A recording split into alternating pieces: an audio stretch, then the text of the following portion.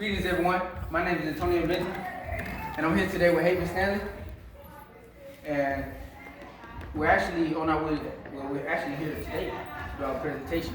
It starts off like, in the poem "Let America Be America Again," Langston Hughes spoke of the great nation of America, fulfilling the promise of liberty, justice, and equality.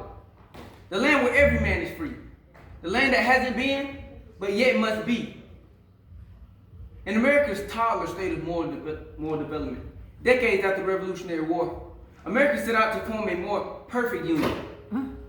But her initial cohort for citizenship was faulty because it allocated all of its citizenship to rich white males, excluding any other nationality and women completely. Against the counsel of wise men, America systemically supported the largest slave industry the world has ever known. But America is blessed because in the best interest of the ideas of America arose champions that had faith and advocated for her most brilliant fundamental principles. We hold these truths to be self-evident, that all men are created equal, that they are endowed by their Creator with certain unalienable rights. Amongst these are life, liberty, and the pursuit of happiness.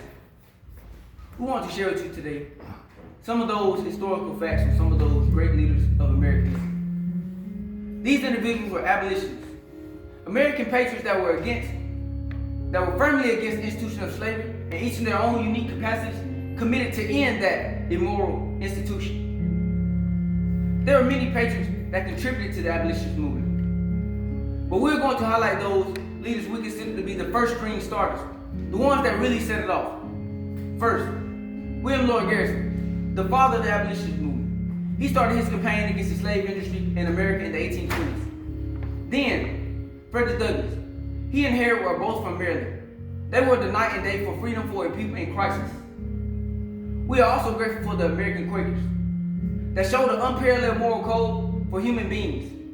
They were those biblical good Samaritans that chose to do the right thing with no desire for payment or personal gain. We must also give honorable recognition to John Brown.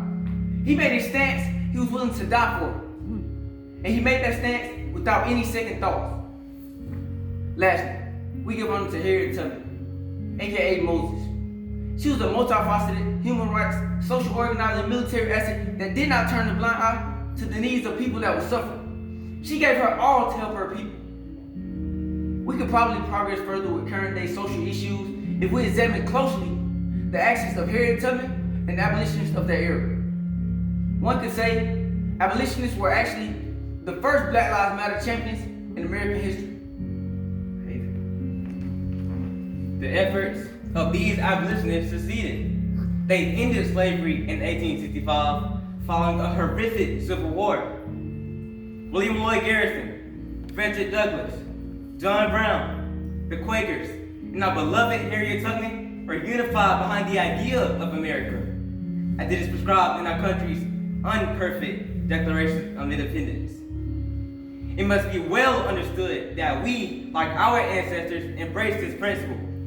We hold these truths to be self-evident that all men are created equal, that they are endowed by their Creator with certain inalienable rights. Amongst these are life, liberty, and the pursuit of happiness.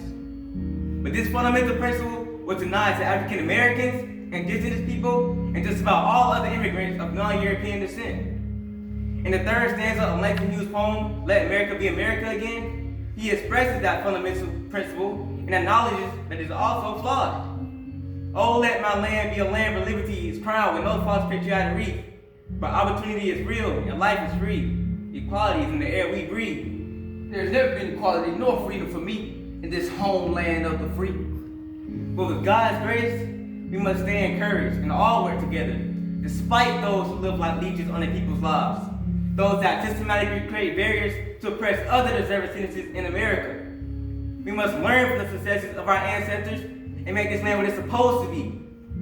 Oh, let America be America again, the land where every man is free, the land that's mine, the poor man, Indians, Negroes, me, who made America, the land that never has been yet and yet must be, starting with me and me. And me. We swear this oath in remembrance of our ancestors. Patriotic American lives matter.